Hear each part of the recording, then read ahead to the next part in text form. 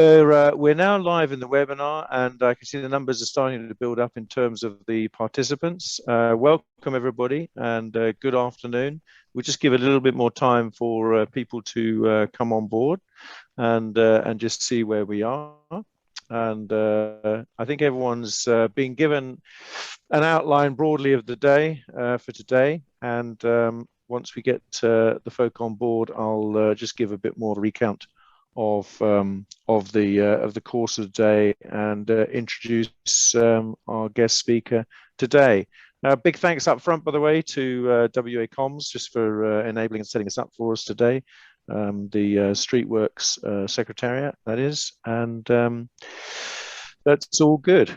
Okay, good. Numbers are building, going up through a dozen or so now, and as you were saying, Kevin, today you're actually speaking of King's Cross. Wet and windy down there today?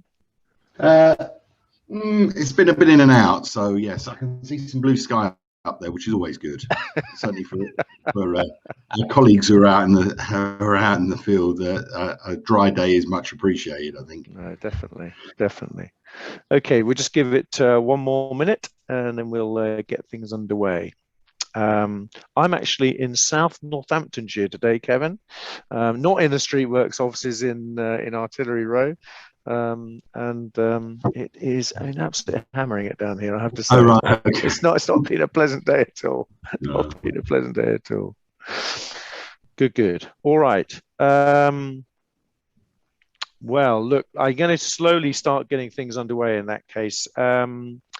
Today, amongst the participants, just so everyone has a bit of a recollection of who else is on the call today, we have a good mix of all the utilities from Streetworks. So it's actually 60% of the utility companies overall, and a good mix across the telcos, the water, the energy, and indeed the gas and water sector. So that's good. About 20% are contractors we're expecting today, and about 20% are affiliates, i.e. service providers. And indeed, just topically for today, Kevin, just having in the back of your mind, in terms of gender terms, from declared names of genders, that is, we're almost exactly a 50-50 split. How about that? That's good to know. That's good to know, Clive. Great. Which is interesting. I think we also have somebody who registered who's from the local authorities, who I'm not quite sure how that happened, but we have the local authority on board, which is hugely welcome and great to see them taking part as well. Look, as most people on the call will be aware, around about October last year, November last year, we produced and then published the Hawke Vision. And one of those particular pillars of the Hawke Vision is about skills and workforce. And I particularly focus this afternoon really on the workforce, obviously being an ED&I webinar, because essential for a Streetworks context is that ability to attract good talent. But I think not just that, it's that ability to retain that talent and those people who are coming into the industry as well. I'm reminded just the other evening, actually, we had finished a Streetworks board meeting, and we were having a chat over a glass later, and somebody brought up the subject in the context of misogyny, Sarah Everard, everything that's been in our minds over this last period around London, especially in that context, but more widely nationally as well, and gave an example of misogyny, and we went, oh wow, that must have been, God, that must have been 20 years ago, surely. Not a word of it. This was in the last 3 to 4 years. So whatever we think of in these terms, we still have, especially in this sector, a near and present issues to deal with, and hence the topicality of this session today. And welcome all of you to this webinar discussing this today. 4 parts to the webinar, essentially: awareness, just to build awareness, what we topically think about things at the moment, and this will be recorded and played out on our links for people to catch up with later as well. Or secondly, considering some of the barriers. Thirdly, what those challenges are that come out of the barriers. And then fourthly, ways to do things better today for all of us on this call. And whether that be things that we do in concrete, and not just virtue signaling, things that we do that really do make a difference. I'd like to welcome very warmly today Kevin Brady, who is the HR director for Openreach.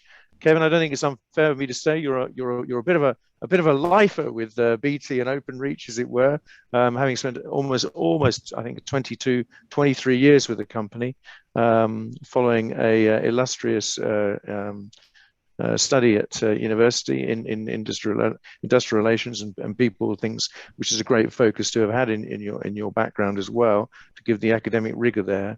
But today we are really interested in you and your perceptions, your journey in this people aspect, and especially ED&I aspect within Openreach itself. So an extremely warm welcome, Kevin. And I'll ask you to say a few words shortly, more broadly, about things that have shaped your mind in terms of that. For my own experience, just, in terms of where I come from on this sort of thing, I have a background in the utility sector, and then before that in the Whitehall area, and then before that in the armed forces. Not a particularly great exponent for many years of equality and diversity, that is for sure. More latterly, I have quite a lot of experience of being a BAME mentor within National Grid, and actually I run some mentoring schemes separately now within industry. I mean, like a lot of people on this call today, who I can see are in the companies they're in, I've done a lot of unconscious bias training, and every time I do it, I learn something, I have perception of doing something different. But one of the strongest things that influences me, Kevin, is actually I have 3 millennial-age daughters. And to be honest with you, they're living in London, Spain, and the USA, and they keep me on my toes in this area in particular. But Kevin, let us come to you, because we're interested in your perceptions today. So would you like to just say a few words about your background, just to situate things, and then we'll get straight on into the webinar thoughts. Go ahead, Kevin. Hi everyone. So as Clive said, my background is within human resources. I think I've been in the same company. I've worked in various parts, and I've been the HR director for Openreach for the last 5 years. And in that time, we've gone through a pretty radical transformation, both in terms of improving service, hopefully, for the people on this call, but also in a significant shift in strategy around the directions of full fibre deployment in the UK. So our ambition really is around deploying full fibre, which is a pretty massive step for us, because we're sort of undoing 100 years of legacy of copper-based services, and I think that's great, because I get out of bed in the morning, I can think, what we do really matters, because what the services we offer are critical to every citizen of the UK, whether that's related to health, education, defence. We underpin a lot of the UK's national infrastructure, and I think that's great. I think as an employer, we employ 36,000 colleagues across the UK. As part of the investment we've making, we've actually grown our workforce by nearly 5,000 in the last 4 or 5 years. And clearly we also work with a large number of partners who are also helping us in that ambition to full fibre the UK. So in terms of this subject area, it's one that's very close to my heart. And I would say that as the person responsible for HR, but I think actually as a business, I think we've really, in particular in the last 2 years, really made some very large strides to change the dial. We've still got a lot of work to do, so I'm not sitting here espousing from the top of the hill saying everything we do is perfect, but we are now seeing some proper movement and some tangible differences, and I think that's benefiting us as a business. And I think as a sector, I suspect most people on this call are having challenges around resources post-Brexit, and the market is as hot as it's ever been, and I think as an employer it's a commercial imperative. It's not just the right thing to do, which I think hopefully everybody on this call recognizes. There's also a commercial imperative, which is get the best talent into your organization, and any organization that isn't attracting a diverse group of people to come work for them will struggle to really be able to take the best and move their business forward. So I think that's been one of the biggest shifts we've seen in the last few years, is really seeing this really at the forefront of most chief execs' perspective, and something we care passionately about. All right, Kevin, thank you for that introductory thoughts and describing the journey for you, as it were. Look, has anybody got any questions as and when they arrive? We're going to use the Q&A function today. So if you haven't used that today, familiarize yourself with the buttons down the bottom. If you're a Teams only person and this is your first time on Zoom for a while, then just look out the Q&A buttons at the bottom and get cracking on those. Well, look, Kevin, you've sort of started to outline really why, diversity and inclusion is important for you as a large corporate. Let's just try and crystallize what you think, in your own mind, you think that those benefits really fall out to being of this more diversified workforce. Is it just a wider talent pool? Is it just different ways of thinking? How do you crystallize out the real benefits in your mind? I think it's a combination of those. So we're very fortunate as an employer. We do attract a large number of applications, but I think if I look back 3 years ago, the diversity of those applications was not great. Historically, we're seen to have been a white male dominated organization. Actually, we're pretty good diversity at the top of the organization, but certainly in terms of the bulk of our employees, it was seen to be a pretty white male dominated. I think in terms of the benefits for us, as the market tightens, if you're seen to be an attractive employer, so you do have to do all of the things around your employee proposition, we've seen it as a real opportunity to attract more talent in. And I think anecdotally, if you go out and speak to our managers, they've seen improving quality of candidates coming through the door every year. And it's great that from a sort of from one perspective, the perception is getting better. Actually, what we are seeing is the time to competence is accelerating, which tells me that we are getting better quality through the door. So we're improving the way that we train, but we're also seeing better quality. We're also seeing very good retention rates, because it's all very well positioning yourself as a very inclusive employer. But if you're bringing people in and when they turn up, the proposition isn't the one they expected, they soon leave. And by the way, having a large turnover of your new hires is not good for any organization. And again, that's one where employers struggle, because although you might fill vacancies, if you're losing people because your proposition isn't correct, it's costing you a lot more money in the medium term.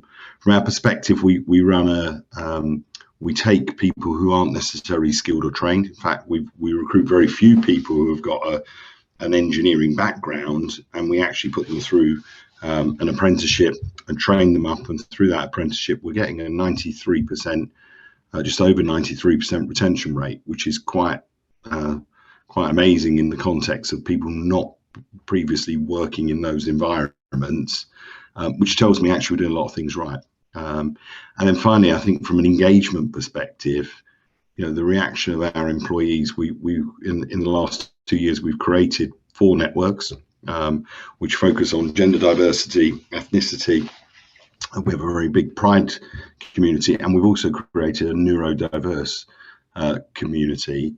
The levels of engagement coming through have been really high, because actually it's given people a platform to be themselves. And all of the research tells us that as a human being, if you're hiding behind a mask or you're not being yourself in the workplace, you're not quite giving your all to your employer. We've seen very strong improvements in terms of our engagement scores as well over that time frame. And I think there's a clear link in terms of us being an inclusive organisation. Again, there are lots of examples where it's not going right, but you can point to things. We're doing things at the moment around Black History Month. We've got a very active campaign. We use Facebook as a means for workplace by Facebook as a means of, and our Black colleagues are actually talking for the first time about things they never thought they would hear in the workplace, which is quite amazing. Yeah. You touched on role models there for a second, and Kevin, you said you wouldn't mind if I put you on the spot, but you did talk about the top of the organization. So I'm sure you track these things like a god, but just in terms of broad percentages, in terms of the top of the organization at Openreach, if we look, let's say, through any of the lenses, whether it be gender, ethnic, or orientation, are there any which are not going at the rate that you would want them to be at, and why? Why do you think Yeah. that might be? I mean, one has to acknowledge, we're going to come on to this industry in a second, with Yeah. Streetworks. You're a relatively very technical industry, so it might be easier for you. But even looking into your organization across, let's say, gender, ethnic, and orientation, how are you doing? Yeah. At the top, so we're talking about the top 100. We gender-wise, we've moved from 25% to just over 33%. We've got an ambition by 2025 to be at 50-50. Right. And that's a combination of promotions, which is important, and going to the market. Is that by 2030, did you say? By 2025. Okay. Wow. Okay. That's quite a stretching goal. And by the way, what we don't want to do is be seen to be in tokenism, and that's part we'll come on and talk about, I'm sure. But in terms of your existing workforce, you've got to be careful that you position this right. I think in terms of disability, we're probably underrepresented. We're currently running about 6% declared, but I think one of the challenges with disability is lots of colleagues feel very uncomfortable. If you go back 15 years or 20 years, I can remember when I came into the industry, you almost had a screening question which says, are there any preconditions, health conditions that you may have that exclude you from joining?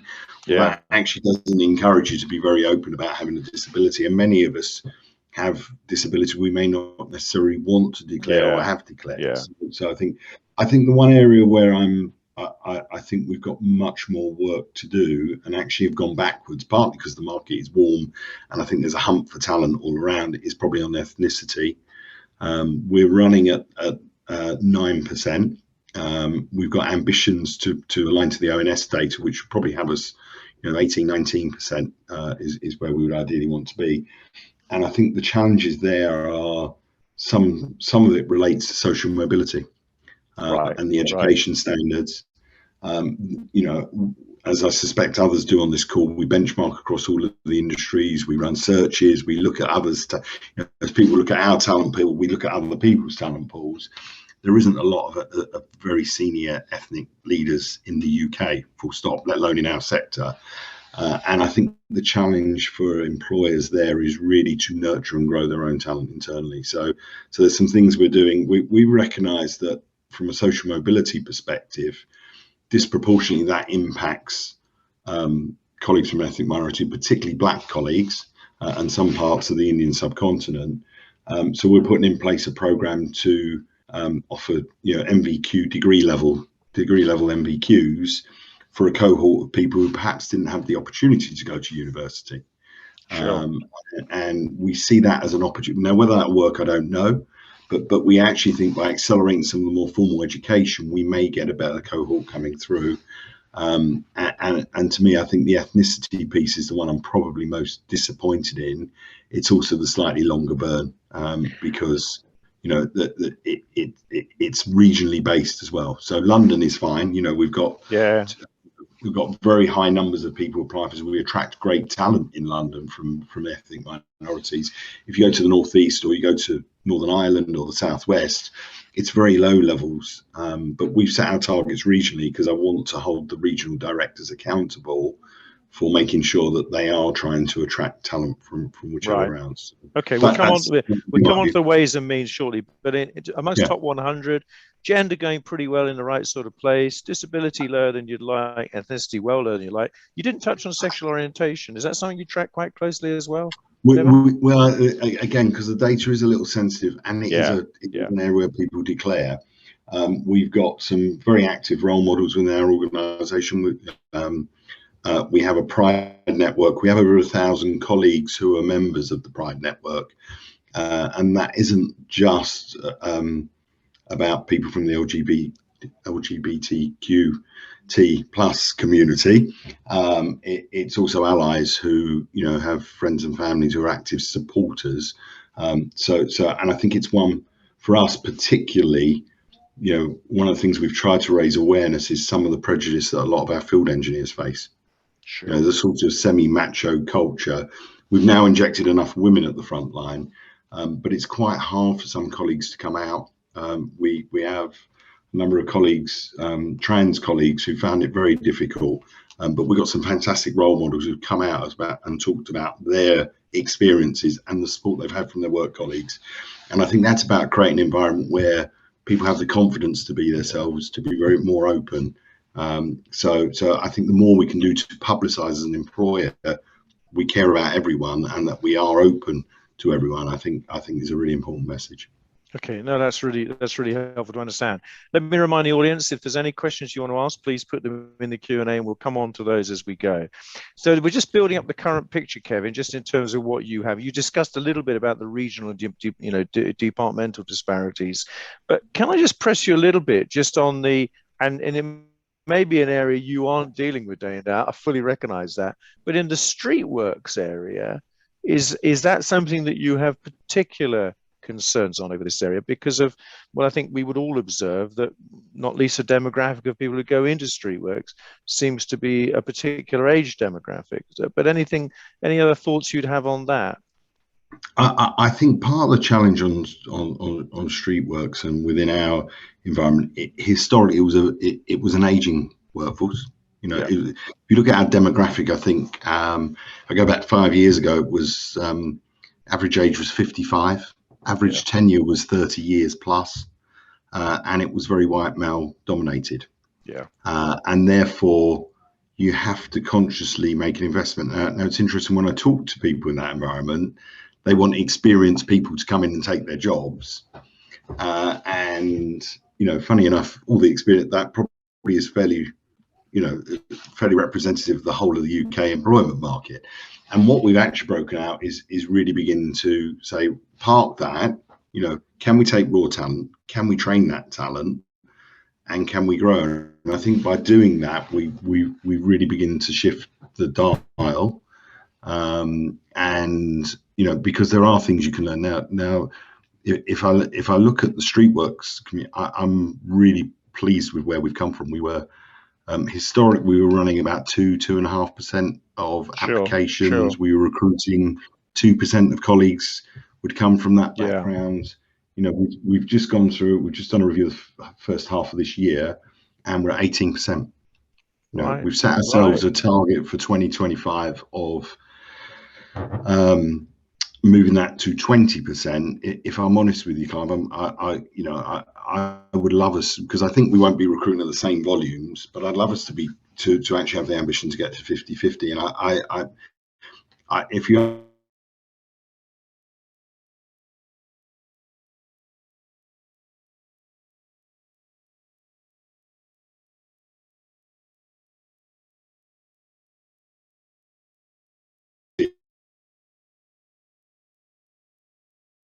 by a woman, or you can't allow people to climb, that women struggle to climb. Well, actually, I think there's a lot of brilliant women in our organization who've proved that that's pretty bogus, really. And so I think from a gender perspective, it's breaking down those prejudices, and it's great because you get role modeling from the top. You get people, and it's been really interesting that people who've worked in the industry a very long time are now really immensely proud. And historically, we might have 1 or 2 women in a region.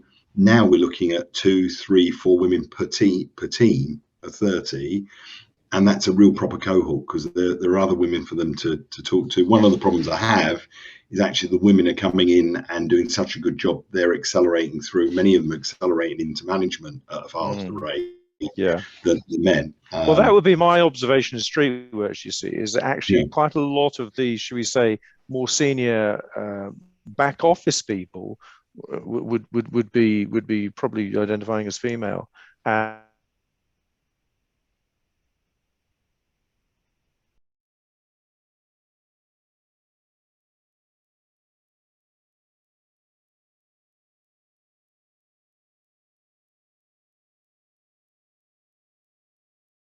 Super. So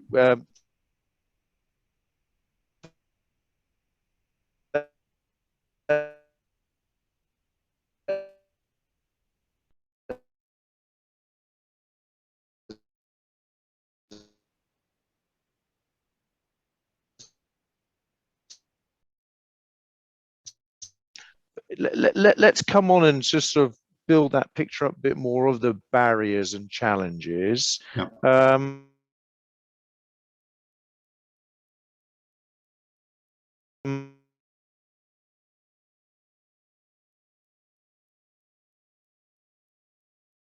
sometimes because they're bright people who've come in, done really, really well. But what are the other challenges you see? If you look across the piece, what are the other barriers and challenges that are absorbing you in terms of things that you might have some measures to put in place? Not what the measures are, but the challenges. What are I mean, they? I would encourage, and again, it's difficult if you're recruiting 1 or 2 people. It's because we've gone through a very intense period. Use the data would be my strong advice.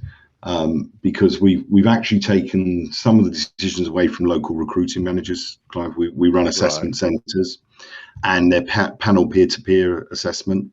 We use video interview screening. Our assessment goes from capability to do the job. So there are certain restrictions that will not allow people to be able to take those jobs. We lose about a quarter of the candidates, about 10% of the candidates at that level. We then do a video interview, which again is about 50% of the candidates, and then we put them into assessment. The thing I'm pleased with is I review those, monthly. We check that there's no bias, and I was pleasantly surprised there wasn't any real bias in any of those points. But we are seeing. We had a thing we called the plug test that we used to use, right? Which is how to wire a plug. You're testing, can you follow instructions, and do you have manual dexterity? Been in place for 30 years. What we discovered was there was bias in that selection. You were twice as likely to pass if you were from a certain background than somebody else. And there was a long debate that you can't take that away. We've always used that. I actually stopped it. So we stopped it 4 years ago. The plug test is gone. The plug test is gone. I even got awarded a plaque because I had to fight tooth and nail to get rid of it. The good news is because we remove that bias, really the challenge for us is how do we attract talent in to the organisation? And that's been the area we've been focusing on. So if you look at our recruitment sites, our adverts, we really do.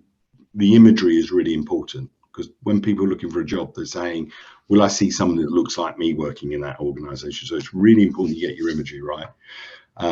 We also did a piece of work with Bristol University looking at language, and again our adverts were very male dominated. We use a lot of military jargon. We talk about battalions and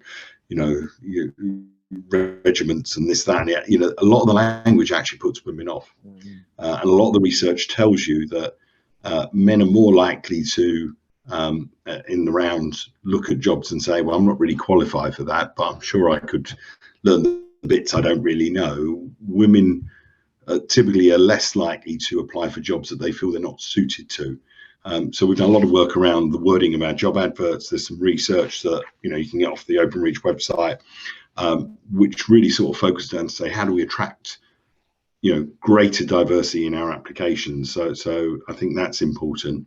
And then I think in terms of the onboarding, we've had long debates about the flexibility around hours and attendance, and that's really difficult. I'd love to tell you, we offer a huge amount of flexibility, but we have customers to serve, and the customers want us to serve them at the appropriate time. So certainly for our frontline staff, that's really quite hard to get that flexibility into all of our employment packages. But what we have done is really give people the opportunity to flex into those roles, and I think it's really important that people understand the hours, they're clear about the working arrangements, and they can manage their lives around it as well. And then I think the final piece is just really use the data to make sure that you're not getting bleed at any point. So whether it's from that first funnel, how do you make it wider?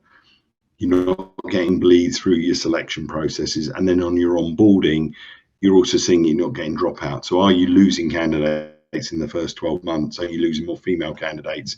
Are you losing more people from ethnic minority? Because that will tell you if you've got problems. And we use the data to actually say by region, actually something's going on here. Why are we losing more colleagues, or why is the engagement in that area in certain subgroups different? And I think I would a lot of people on here are probably engineering background.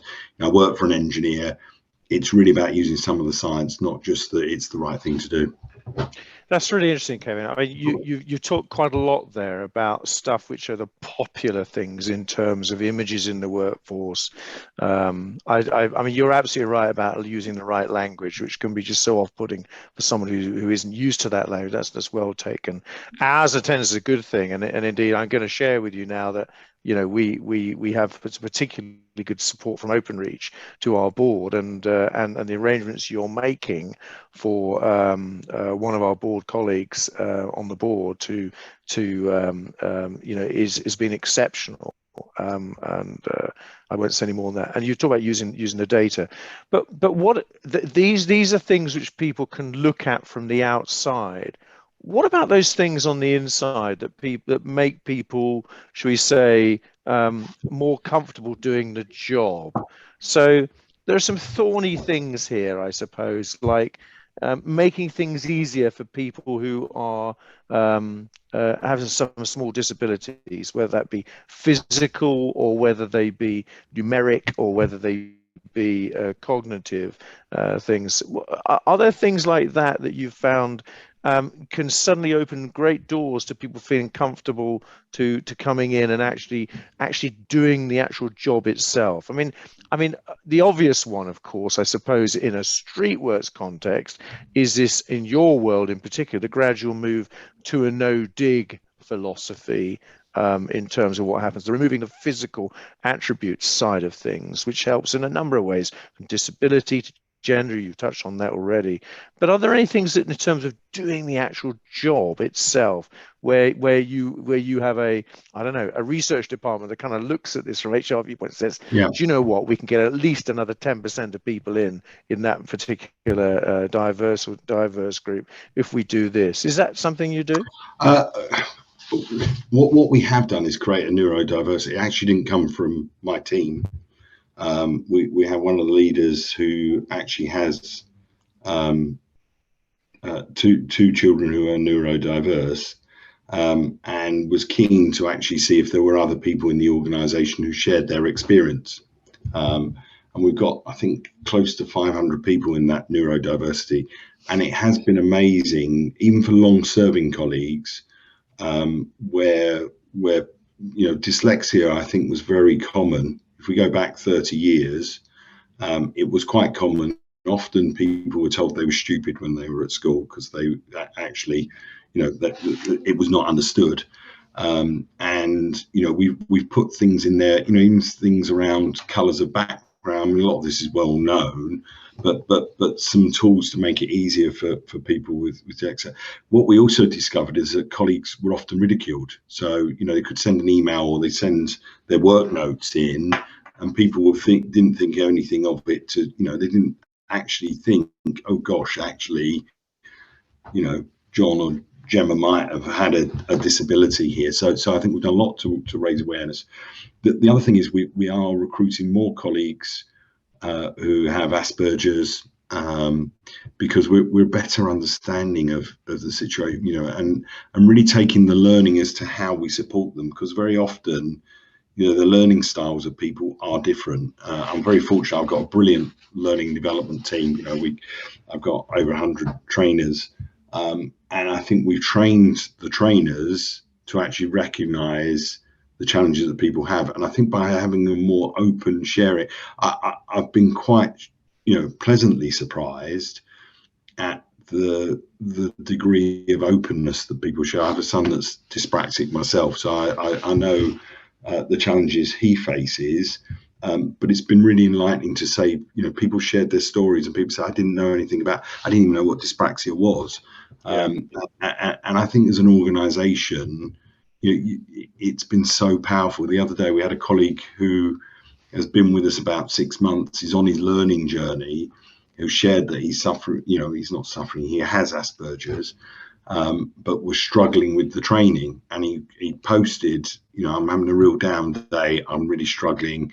My manager's been supportive, but I think he had over 400 colleagues came onto his timeline and actually said, keep going, I was in the same boat, just ring me, actually I'll come out and spend some time with you, whatever help. And it was, it's one of those situations where you look back and you think, gosh, human human kindness is there. Yeah. And it sometimes gets lost. It sometimes gets lost in corporates. Yeah, I think we've seen a whole bunch of that, haven't we, on the mental health side of things? But I don't want to go too far into that area. Yeah. But I think there's been this massive, should we say, outpouring of understanding and recognition of mental health, and you know, that same energy is starting to pour and has been pouring into ED&I, perhaps at a slower rate. And the two are, of course, linked for the reasons you've just outlined. Hey, just turning to one of the audience's questions. I'm not sure if you can see it's in the chat, it's not in the Q&A, but Andrea has asked, hey, Kevin, I was wondering whether you also liaise with HR directors from other utility organizations whereby best practice and new initiatives are shared. She says, I work for Welsh Water, and I'm extremely proud of the focus that's been given to this area and could always love to know what more could be done as a collective. Would go a long way to supporting our Hawk vision surrounding collaborative and skills and workforce as well. But just to give us that sort of stratospheric view, is that something that is a topic for conversation? Yes, I mean, you know, sort of, I'm sharing our experiences. I suspect there's brilliant ideas out there. Lots of companies, you know. I think one of the really positive things, you know, that came out of Black Lives Matters is I think it's accelerated discussions, particularly around ethnicity. But I think the whole D&I agenda in the round. Andrew, if you want to ping me, I'd love to know what you're up to as well. And you know, I was talking to National Power last week, the strategy director of National Power, who's looking at you know, the links between inclusion and net neutral ambition. So I think this is an area where, you know, there isn't a single company I would hold up and say they've got everything and they absolutely do it fantastically well. You know, we've chosen to try and shift the you know, to change our workforce from where it is today to what would be a representative of our customer group. It is probably too big a task in a 5-year, even a 10-year time frame.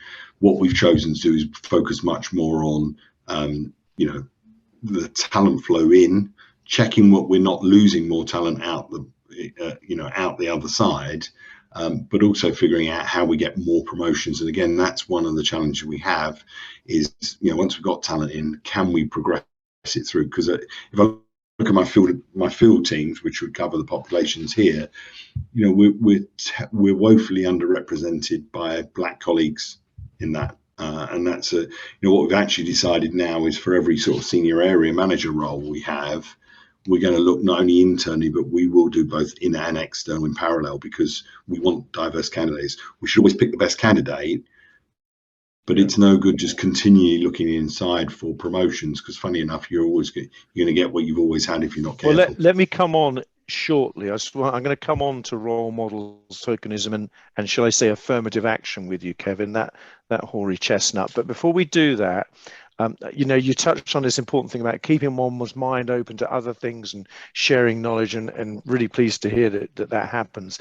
I mean, there's one I always look out for things, and it may be very tiny things that you can do, which I think signal, you know, it's not just virtue signaling, but you take it seriously. And actually one that I see has been, you know, increasingly used now is actually putting he, him, his, or whatever it may be within one signature block, not as a signal that you want to signal anything that you are or are not, but that you're open to receiving that type of information. And that's a tiny thing which we can all go and I can't recall if Sam Broth was on the call today, but Sam mentioned that to me and I did it the next day. And I think just little things, if we all do that at whatever level we're at, it gives massive confidence to those people elsewhere around the organization. But let's come on to, if I may, come on to policy, as it were. So obviously you're very, very senior in Openreach and have been in the organization a long time. What sort of things in terms of, should we say, making policy within a company or whatever you might term policy in a company, what do you think this sort of the snags are there that we need to overcome? And as you know, in terms of, are there ways that people on the shop floor or in middle management can really influence that policy if they see there's need for change? And what things have you done in terms of policy change that you're particularly proud of it in this area, Kevin, in the last, let's say, 3 years? Yeah, I mean, we've done some things in terms of education. We'll probably talk about that in a bit, which is really, we've put a reverse mentoring program in place. Right. Yeah. We have some cohorts of senior leaders. I'll talk about that. I think in terms of policy, and actually I'm proud, but I'm not proud. We have a maternity policy, and you'd think we have a maternity policy when you're, if your colleague's going off on maternity leave, they have so many weeks paid, and we give support before they go. We actually send out a baby pack for expectant mothers.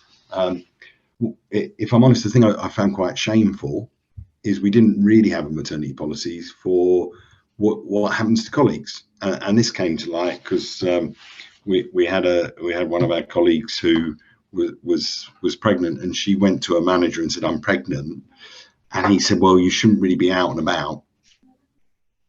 You should stay in the exchanges. We'll get you some work in the exchanges because you're expectant." Now, I'm sure his view of the world was, I'm trying to be supportive and protective of my work colleague. Obviously, the colleague found it unbelievably patronising. But on the back of that, we've now actually got a line manager's guide, which isn't just about what the policy is for, leave and everything else. It's actually saying, right, and if you've got a colleague, how to do a risk assessment, how to sit down and engage with them in terms of time off for scans and things, and all those practical elements of the policy were missing because we had so few women historically working in the field. The other one, which again I'm not very proud of, but we fixed because it's come out of our gender network. We have nearly 5,500 telephone exchanges around the UK, and obviously if somebody needs to use the bathroom, they tend to use our telephone exchanges. I think more progressive employers would have unisex toilets now.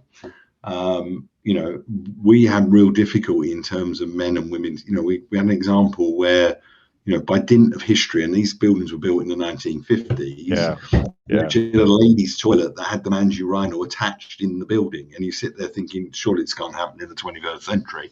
But because we've created the network, we actually went out and, the network went out and interviewed 400 female engineering colleagues, and they gave you these horror stories. We've done stuff around now through our stores.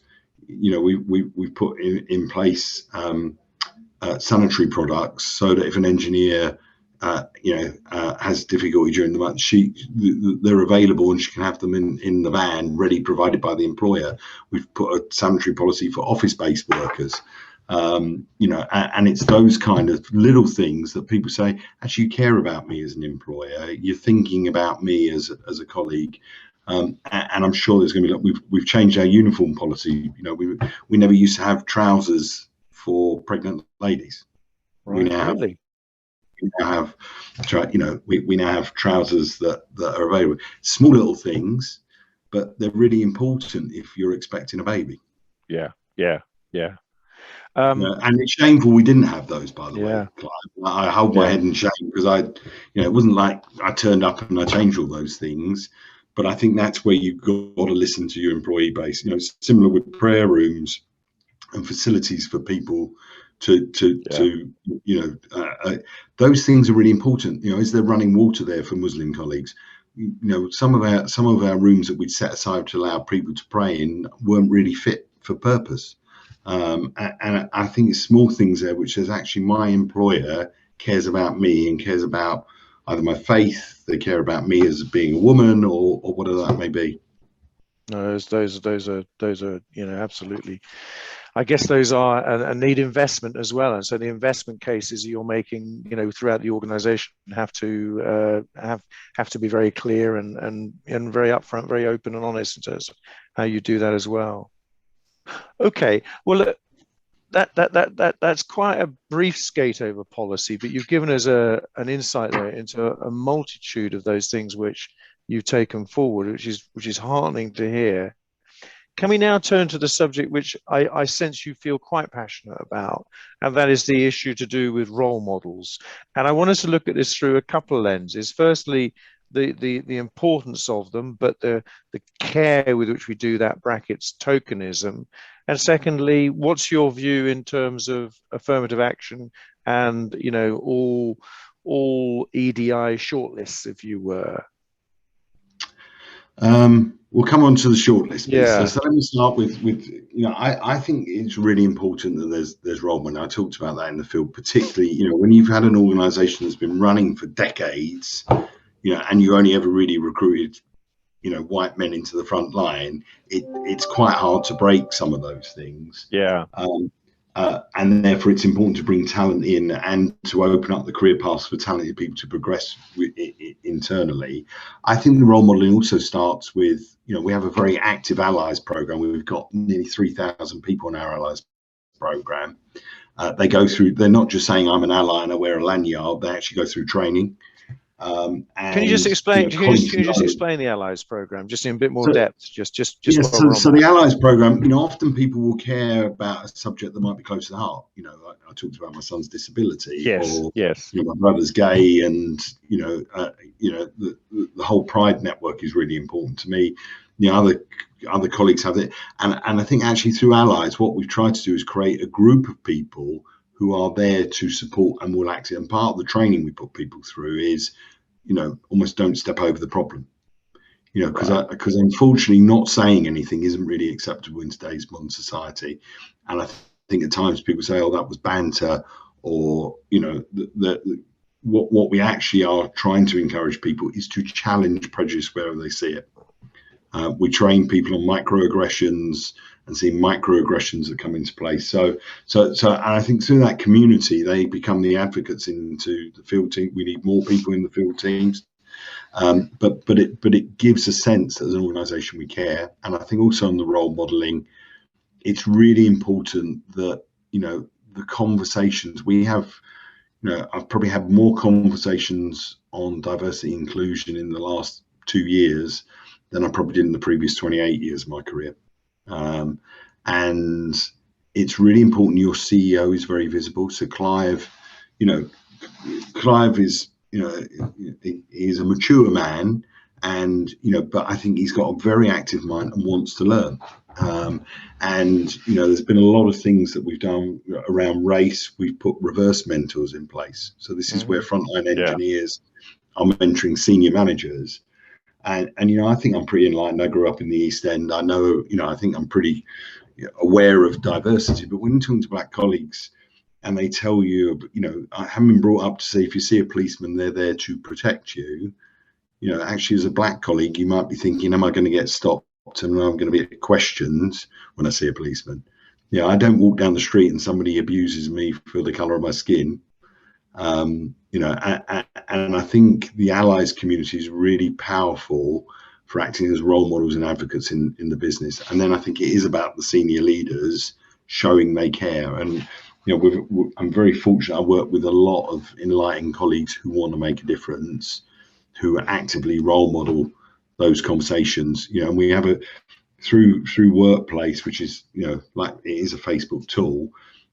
Colleagues can ping you at any time during the day and say, well, I've seen this, and I don't think it's right. And it's been great because actually some of it I felt embarrassed by, because you can't believe that that's happening.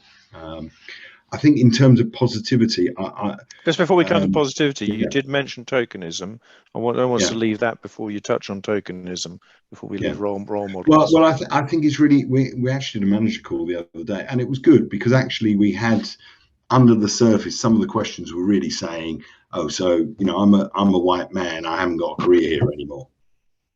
All right, all the jobs are going to go to women and people from an ethnic minority, or and actually I think it's really important you don't change your standards. Through the I talked earlier, our assessment standards to come and work here are the same. We haven't diluted those, and I think that's really important. And I think we have to support colleagues, because when colleagues are appointed who happen to be less so probably with gender but more so with race, that unfortunately there is a natural, well, they've only got the job for that reason, and that's never said in an organization, but there is an undercurrent. I think it's really important you really support those colleagues, because they are role models, because they're breaking new ground very often in work environments where they might not have had a senior manager from an ethnic minority in the past. And how do you avoid those people who have been promoted? How do you take an active view in terms of reassuring them that they've been promoted for the right reasons, or does it speak for itself? Well, what we've committed to is actually we will advertise all of our jobs, and I think that's important, and therefore it's an open competition. And what we're doing through the ethnic minority network is actually actively promoting, because people said, I'm not going to apply because I'm never going to get the job. Right. And then there's almost like a reverse prejudice going on. So I think you have to create an environment where people feel that actually I will be considered fairly. And if I'm honest, if I look at the numbers, we're still not really promoting a representative group of people into all of our promotions. And that's one of the things we're hunkering down on at the moment, which is unconscious bias training. We're playing with, do we remove names and pictures from CVs? I think the research is a bit hit and miss on that. But even if those things subconsciously encourage managers to stop for a moment and think, actually, am I just picking that person because they look like me and they have the same interests that I have, or are they the best candidate for the job? And I think that's a hard one for employers. So at the moment, you haven't gone to the steps yet of removing names and photographs. You can. It's optional, but I think we're getting a new HR system coming in next summer, and I think that's where we will push you. But it's not just about names, and it's not just race and gender. Often you see with I've experienced in the past colleagues saying, "Oh, look what university they went to." Oh, they haven't been to Oxbridge. I had once, and you're sitting there. Well, if they came from the background I came from in the east end of London, they didn't even know what Oxbridge was. You had no hope of getting into Oxbridge. No. And therefore, I think it's some of those unconscious bias that people don't. They went to the same university as me. You've got to try and park some of those things. It's hard. We're human beings. We're all naturally attuned to those things, and it's just being very conscious of them. And just to be clear as well, just so everyone on the call understands, you've moved away from all female or all ethnic or disabled only candidates in terms of interview processes. Is that correct? So we never had those in place. I mean, what we have tried to do though for our engineering hires, we've got that bar which is basically saying, if you get through the interview process, so we deem you to have reached the standard to go for assessment centre. We are trying to prioritise more women into our assessment centres. Right? We're not changing the standard, same interview level. We are trying to prioritise women into assessment centres, and the same standard applies at assessment centre. Right. Okay. And the other day we were talking about it because we did get these. You just point. Women can't do the job of men. That there is some of that narrative that exists in the workforce. Actually, our data tells us that actually women get to competence on average about 3 weeks ahead of men. So actually, the empirical data tells us that, I don't like to say, but we made this point the other day, women make better engineers than men. Yeah. No, I don't doubt on our data anyway. Yeah. Okay, let's move on then to the working environment. We touched a little bit on this already in terms of the some aspects of the working environment. And this is a subject about making people feel really comfortable in the working environment. We can set the role models up. We can give them people opportunity and see that they can go through an assessment process. But inside the working environment, what other things do you have in the top of your mind at the moment, which, let's say, are perhaps policy things to deliver? There's one thing I'm going to challenge you with is one, let's say, around PPE, and it may sound very, very minor, but I've often heard a claim: this uniform is only made for men, for example, from a gender female identification. Are there many of those things that you are just unpicking some of those things, like, I don't know, 1 a month, 2 a month, 3 a month, across a range of different things, providing the prayer rooms or whatever it might be, but really, really analysing the working environment closely on? Yeah, and I think we've become, through our networks, we've become far more aware of that. I talked about maternity wear. One of the gripes for and it's not a new gripe, but trousers and uniforms is always a problem. T-shirts, the fit of T-shirts. And historically, when we've only had a few hundred women, we're now in the thousands. We're heading towards 2,000 women in our field force. That gives you the opportunity to actually really, shift the dial. Headscarves is another area, where we have candidates from, ethnic minorities where, it's important. We've put things into our portfolio that we never had. And you might argue we should have had, but I think it's just broadening the mind in terms of what's important. And I think the uniforms is the obvious one that often comes up. And the feedback from our female colleagues is excellent. They love it. We also just introduced vegan boots. Right. So right. For the first time, because we've had colleagues come forward and say, I'm really not comfortable with wearing leather. Yes. It seems an odd thing, but actually, if it's important to people and it's something we can do relative, then there's opportunities there as well. So I think it's important that you're listening to your front line and really understand what's important to them. And we touched on what that front line might comprise of, and we talked about the allies piece in terms of how you have that as a program, the workplace scheme, people get in touch. But in terms of the wider existing networks, whether they be BAME, women networks, LGBT networks, whatever, disability networks, what's your overall view of the state of those networks? I mean, some of these are national networks, but do you just use those as a portal throughout Openreach, or do you set up your own in terms of encouraging the maximum use and support to those? As I said, we're quite fortunate through social media. So what we actually have we've got a history of networks, and I think, if I'm honest, we rebooted them 2 years ago. Right. We looked at the chairs of those, so we ran elections for who would like to chair the committee. We actually invested, so we put a couple of full-time people in to help get the organisations up and running. And I think the thing that pleases me is they are a very active group. At times they make me feel very uncomfortable, right? Because they're challenging and they're telling you what it's really like, not what you think it should be like or what you'd like to see it be like. And I think, as a voice for colleagues, that's really powerful. And if you haven't got networks, don't artificially create them. I think you need people with passion and energy. You need some help to get them off the ground. But for me, whether it's a lot of it's about education, and I think that's the thing I'm probably most proud of in the last 2 years, is we've created a platform for people to talk about themselves and the things that are important to them.